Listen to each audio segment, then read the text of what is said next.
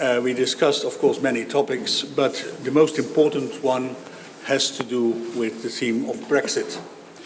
And we were very proud that Micheál Martin from Fáil, from Ireland, is here because he informed us about the importance of good arrangements concerning Brexit, especially for Ireland, and Northern Ireland plays a role in this, of course. We are proud to have also Clegg, the spokesperson in Parliament on Brexit. And for us, Liberals, it's vital that we find a solution for Ireland which is acceptable for the people, because it's about people. It's also about people of Britain working in the EU and of EU citizens working in Britain. So we put people first. I would like also to say Xavier Bettel from Luxembourg, Prime Minister, is also here. And I would like to give the floor to Micheál now to tell us about his views on the Brexit issue. And I would like to invite Clegg after that to do the same. And if Xavier Bettel would like to give his comment, and then we're open for questions. Micheál, please. Thank you very much indeed, Hans. And first of all, to say how appreciative I was of the opportunity to present the Irish perspective to the ALDE Prime Ministers and Commissioners and the implications for Ireland of a Brexit, given the unique relationship between Ireland and Great Britain. I, of course, reiterated that there's overwhelming support within Ireland for obviously continuation in the European Union. Very positive disposition, pro-European Union disposition in Ireland, even after the Brexit vote itself. I pointed out the huge dependency that many indigenous Irish companies have in terms of trading with Britain and on the British market, and the significant need for diversification post-Brexit of that trading relationship. In particular, the situation pertaining to Northern Ireland.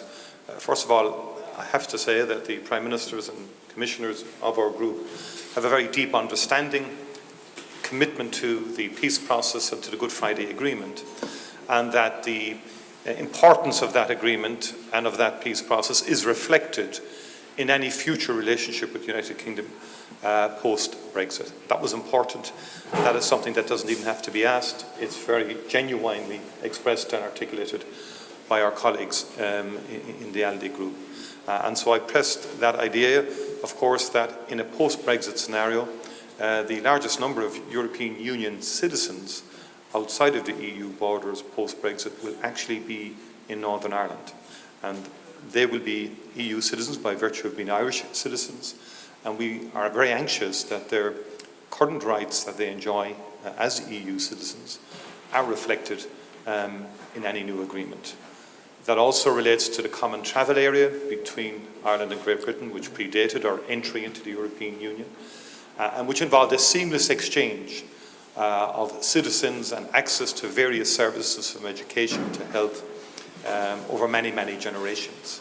And again, it's important that in a post-Brexit situation that reality is reflected in any new partnership with Great Britain. So we had a very good discussion on the implications of Brexit, not just for Ireland, but indeed for other countries. And I thought one important contribution was that in endeavouring to mitigate the negative impacts that can flow from Brexit, the idea of solidarity and working together, the 27 working together, that through the prism of solidarity, which has always been a core principle of the European Union in good times and in bad, that would be the vehicle through which we can mitigate potential negatives that obviously may arise from the Brexit decision.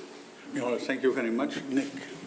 Well, firstly, Hans, I'd like to thank you for allowing me to join your lunch table with 3 Liberal commissioners and 7 Liberal Prime Ministers. As someone who's neither in government nor a leader of anything anymore, it's a great honour to be allowed back in on that basis. And as Micheál said, we had an extensive discussion about the forthcoming Brexit negotiations. There was very clear consensus around the table that neither European Union citizens in the United Kingdom or UK citizens in the European Union should in any way be held hostage as bargaining chips in these negotiations, and that people should come first, and that should be dealt with separately from the hard pounding that will no doubt ensue in the months and years to come. And I was very struck by the consensus around the table that we really should, set that aside, deal with that separately, and not do what, unfortunately, Theresa May and her government are doing in Westminster at the moment, which is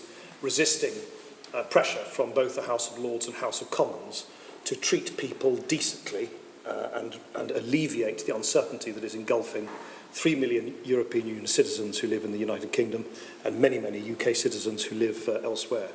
As Micheál said, I won't add very much to what he said about the particular and disproportionate impact of Brexit, and particularly if it were to be a botched or poorly administered Brexit on Ireland. And I think everybody remains perplexed, is probably a polite way of putting it, by the constant reassurances from British ministers that somehow technology, unspecified what kind of technology, will somehow allow for a border, for the first time, a land border, which will arise between the United Kingdom and the European Union, not to be a border in practice. And I think, so far at least, the British government reassurances that technology will somehow remove the necessity for proper and meaningful checks to take place at what will be the United Kingdom's new land border with the European Union. I think that remains a big question mark for everybody. The third and final observation is I stressed in my discussions with you around the table that there will be many, many difficult issues to cross and to deal with. But there is one particular and rather simple problem which is already very obvious, which is this, is that the United Kingdom government has said, unsurprisingly enough, that it wants to secure the best possible trading arrangements between the United Kingdom and the rest of the European Union, given the heavy dependence of UK exports into the rest of the European Union. And yet, at the same time, the government has said it does not want to, under any circumstances, abide by the rulings and rules of the European Court of Justice, which administers the legal consistency of the single market and the European Union. And that is a mutually incompatible demand. The single market, unlike many pronouncements from British politicians in Westminster, isn't really that much to do about tariffs. It is a single rule book. It is a rule book which replaces 28 different rules with one consolidated set of rules. It is a logical impossibility for the British government to expect to have extensive access to that single body of rules if it doesn't want to abide by those rules. And that is a dilemma which will need to be surfaced and dealt with in the months ahead. Thank you. Xavier Bettel, Prime Minister of Luxembourg. Thank you very much, Hans.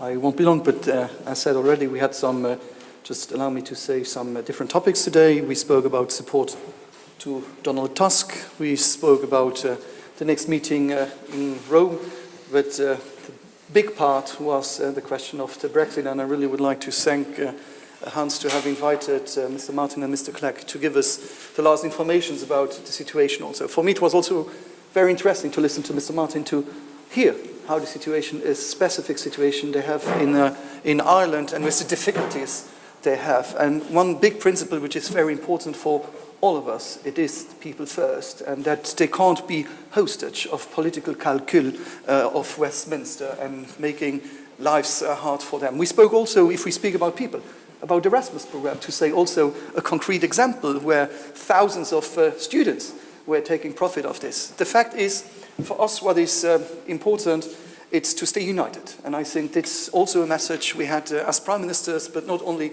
here with Liberal prime ministers, also with the other colleagues in the council.